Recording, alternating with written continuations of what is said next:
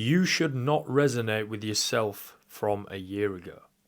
How you look, how you think, where you spend your time, who you spend time with, where your money goes, where you are in life. You should be unrecognizable, and if you're not, then you haven't been moving quick enough. The old you needs to stay the old you. This is constant evolution. This is constant progression. If you can resonate with someone that you were a year ago in many, many ways, then you're basically the same person.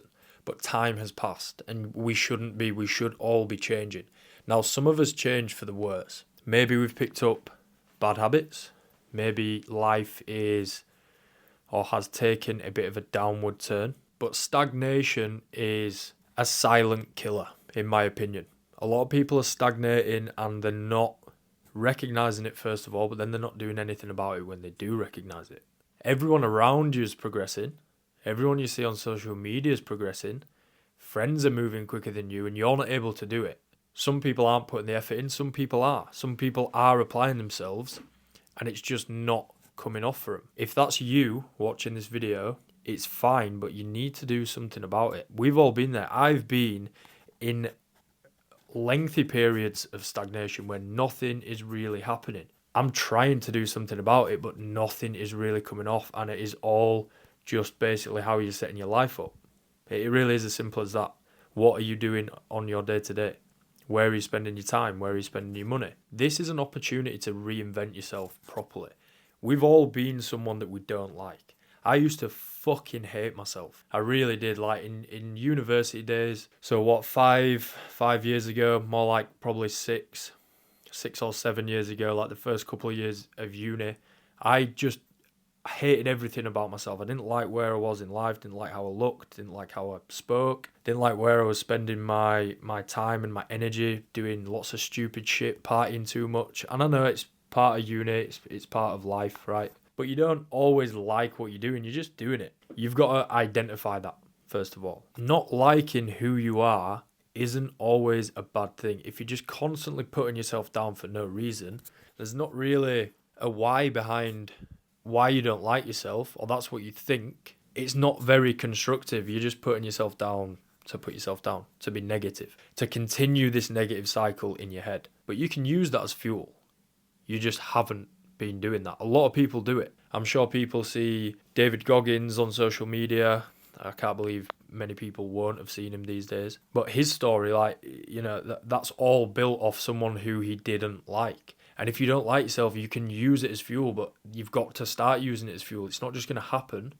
You need to identify what you don't like about yourself and then come up with a plan to change it. So we're going to look at this in a couple of different ways. And the first word that I want to start with is who. Be objective, be factual. Who are you now? Who do you spend your time around? Where does most of your free time go? Where's most of your money going? What are your daily habits like? What's your exercise, training, fitness routine like? Is it good? Is it non-existent? Could it do with improvements? Just be factual. Don't add feeling in at this point.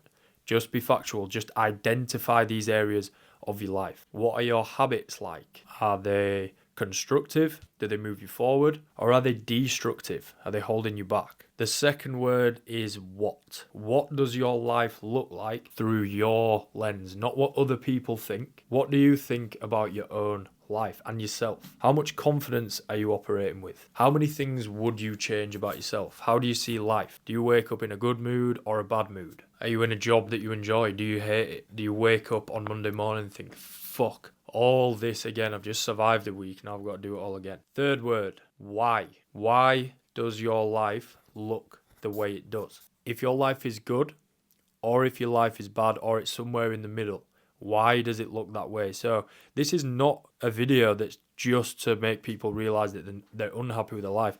It's to get people that are already happy to enjoy it even more, and obviously pick the people up that aren't enjoying it.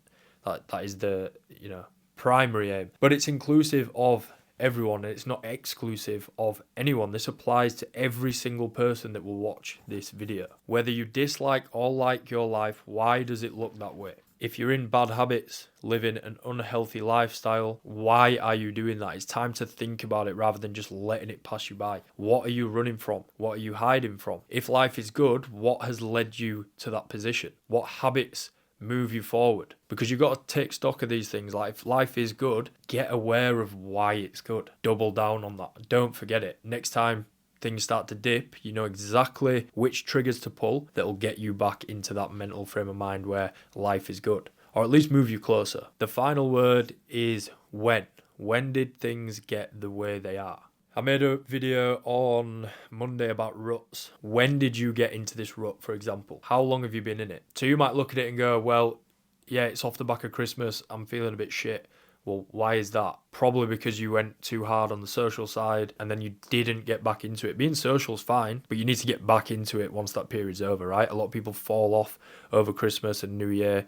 They don't stick to the New Year's resolutions, and then it leads them to March, April, May, where they still haven't quite come out. They thought they would be buzzing about summer approaching and being in sick shape, or, you know, whatever, but they're just not quite there. Maybe you've been in a rut for longer than 6 months. When did it start? Try and trace it back and connect the dots. If you figure out when, you might also figure out why. Conversely, if things are good, when did it start feeling good? So I could flip that example on its head. That might be someone coming out of the back of the festive period and they've just got their shit together. They've done dry Jan, they've built some momentum, they've got some new habits in place, and they're fucking firing on all cylinders. You still need to identify the when. Normally you figure out the why also. This is how top performers are constantly moving forward. Just constant progression, like these savages that you see on social media, whether it's fitness guys, whether it's people that run a business, maybe just an influencer. These people that just seem to have built unstoppable momentum and everything is happening for them. Whether that's true or not, because it is social media, it's a bit of a smokescreen, you don't really know their true lives, but you can obviously see a bit of a correlation in those people who are moving forward and those who aren't. This is how they're doing it. They keep the old them, the old them. Any habits, any limiting beliefs, any negative ways of thinking or destructive behaviors or actions, if it isn't serving you, get rid. That's my mate, he's gonna have to wait. Dropping some wisdom. All it takes to do this is more awareness of where you are. As you move forward through life, keep taking stock. It's like a mental inventory, right? What is going on in my life? How do I feel about the things in my life? Why am I happy? Why am I sad? Over time, it's basically one big trial and error process. Right, these things don't serve me, these things do. Your goals should be changing also. If you've got the exact same goals from a year ago and they haven't evolved at all, then you haven't evolved as a person. My goals are always changing. The guys I work with, their goals are always changing. Whatever they come to me with first when they join the team is certainly not what they're aspiring to achieve, even within a few months. They think this is their limit, then they achieve that and then they go, fucking hell. Well, sky's the limit now, there is no ceiling. And they're just constantly pulling themselves further and further along, demanding more from themselves because the goals are changing, because they're evolving as a person. That's why you've got to keep the old you the old you. The old you should not resonate with current you or future you, because then you haven't moved forward. It's the same as like a footballer. Apologies if you're not a football fan, this reference or analogy won't really make sense. But if you look at like a footballer that's retired, in the latter stages of their career, they didn't play how they used to play when they were younger because they evolved. All right, maybe you can say it's regression, but it's still adapting to what's around them, and that's the exact same thing that you need to do, that we all need to do. If you want to change, it has to come from within. You've got to want it. Even if you don't know what the perfect steps are, just take the next step. The next step is the only one that ever matters. You can get more complex with it and, develop a bit of a strategy and understand how steps interlink, build a bit of a roadmap. That is the most optimal and efficient way to fast progress. But as long as you're making the next step, even if the one beyond that isn't clear, then you're moving forward. You're not wasting time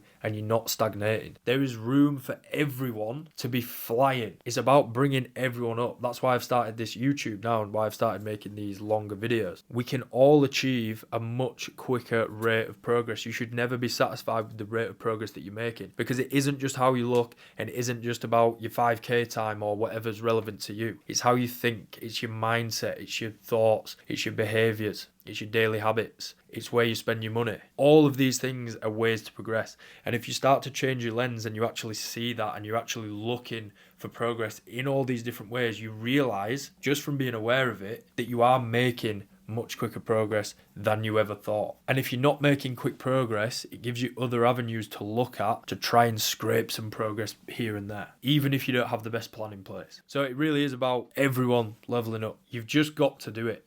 Like, self-help sometimes is it's about the recipient. Self-help, self-development, personal development is only effective if it is in the hands of the correct recipient, because people just don't want to help themselves. People literally don't realize it, but they're their own worst enemy. You know, if that's you and that's the way you think, it doesn't matter what coach you've got, it doesn't matter what books you read or what podcasts you listen to. You've got to want it internally. You've got to want to change. So if you've made it this far in the video, what I want you to do is review how you were 1 year ago versus now. What did you look like? What were your goals? And what were your habits, or what did daily life look like? If you can't see progression from a year ago to now, you have not been doing enough. But this video is your sign to change that and to move forward with more pace. If you feel like you're in a rut, go check out my last video. I'm going to pin it here. Keep killing it, guys. There's room for us all to succeed in this game, in this life. It's just about wanting it. Who wants it more?